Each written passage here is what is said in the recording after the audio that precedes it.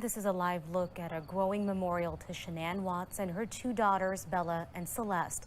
Neighbors and friends have been stopping by throughout the day, dropping off mementos, anything from teddy bears, candles, and flowers. Tonight, Frederick police say they found two bodies they believe are Bella and Celeste. Officers have been searching property belonging to the oil and gas company Anadarko, where Chris Watts worked before getting fired Wednesday. This tragedy has stunned family and friends, including a couple who was especially close to this family. They took Chris Watts into their home earlier this week, and they told 9 News reporter Jordan Chavez they deeply regret it. They were always hugging or holding hands or kissing, and descriptions like these of Chris and Shanann Watts they had the perfect family. Are the only way Nick and Amanda Thayer remember the two together. They were family. They spent Thanksgivings with us and 4th of Julys and all the holidays. So it was an easy decision this week. It's unreal. To offer to have Chris stay at their home in Thornton. I just hope that this kind of puts it out there. While police searched for Shanann and her daughters. Had we had any inclination that we thought he was involved at all, no way would I have let him in my house with my wife and kid. So he slept right across the hall from her. God, her daughter just... Nick and Amanda's 5-year-old daughter loved them so much. Was just as close to 4-year-old Bella and 3-year-old Celeste. How do I tell you that your best friend's gone? Like, I don't know. Somebody's gonna tell her, and she needs to hear it from us. Nick and Amanda are now responsible for the Watts' dog, the family's only survivor. Shanann's mom called me this morning to make sure we had Dieter, and to make sure she wanted our word that we were going to take good care of him, because Dieter's the last thing they have, and they want to take him home. While on the phone, Nick told Shanann's mom, I'm so sorry, like, we didn't know, like, we thought we were doing the right thing. And now he and Amanda are saying the same to all who love Shanann and her girls. That's all I can do is say we're sorry that we defended him on social media. We really had no idea that he was capable of doing something like In Thornton. I hate it. I hate all of this. Jordan Chavez, 9 News. Nick and Amanda say they continue to replay conversations they had with Chris in their heads, looking for signs of something they missed. They say they have been cooperating with the FBI's investigation. Shanann's friends say they're going to remember her as someone who loved life, cooking, and her family. She was made to be a mother, so you could tell just they were her life. She was happy. I mean, she was the happiest, most energetic, loving person, and she loved her kids, and it's just, it's not a fair situation. They didn't deserve it. Lauren Arnold is a longtime friend. They met in high school in North Carolina. Arnold says she's been looking at pictures, saying it's therapeutic. She's also been talking with Shanann's family and trying to get them to come out here. 4-year-old Bella Watts was supposed to start school last Monday. When she didn't show up, her friends started asking, where is she? 9 News reporter Katie Eastman spoke to a couple of parents facing the task of explaining what happened to their kids. They know Bella as a girl who liked to pretend she was a princess. They know her as their friend from school who was kind. We're not sure what to say yet. They don't know just how cruel the world can be. This morning, Max thought he saw Bella, and he said, oh, I see Bella, there she is. And he was so hard not to cry. How can they explain to their 4-year-old that Bella, her mom, and sister are gone forever?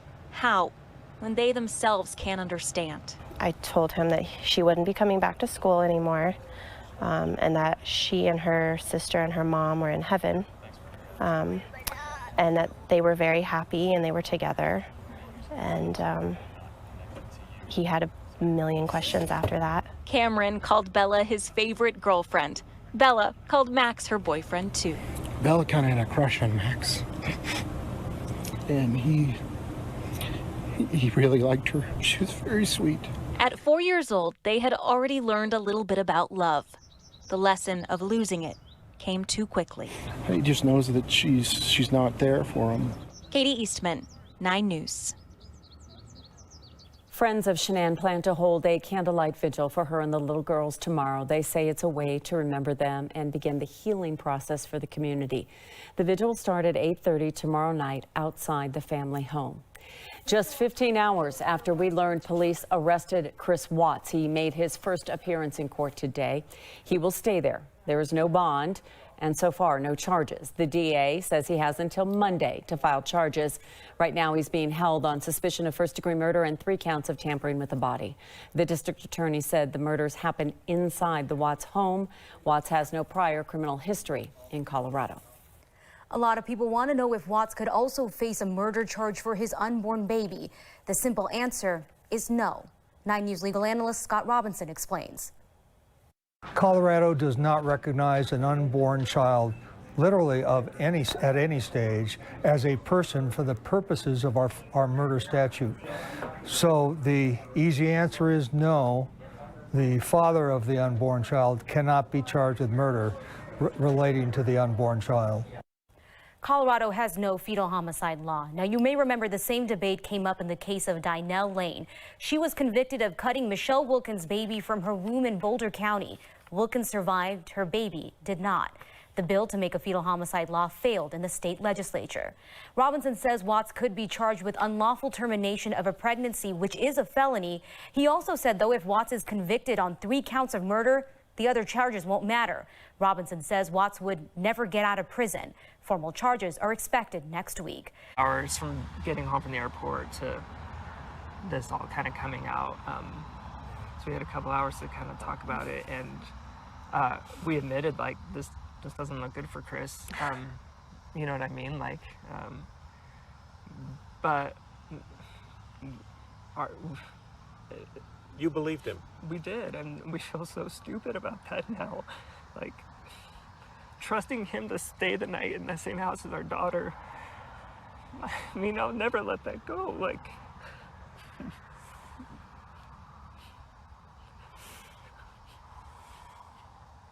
I just don't, it doesn't make sense. And that's why we were there with him, because all the times we were with him, it was nothing but love. And I know there's marriages, you know, they had things behind closed doors. Like, nobody likes to talk about their marital issues if they were having them. So it's just, that's why we were there, because we were just like, we can't, that's not the Chris we know. Like, for him to hurt, especially the girls, like, we have so many videos and photos of him and the girls playing. You know what I mean? Like, he was a hands-on dad. But now we just feel, we feel so stupid. Like, we were duped by one of our good friends, and in a way I feel taken advantage of. Like, he knew we were there to support him, and he latched on. I don't think that will ever leave us, that knowing that, like, we welcomed him in our home. He's a murderer. Right? Like, we thought we were doing the right thing by trying to be a good friend to him. During no time in the 48 to 72 hours we were with him did he ever show remorse. Right? Like, He was his normal self. right. Like, he was on his phone, and, you know, we were trying to make light of the situation and talking Come up with and ideas of what we coming could up do. with ideas, and like, where could she have gone, those sorts of things. And Right. he never once cried, which I guess is now a red flag. I know, right? I mean, it's all hindsight.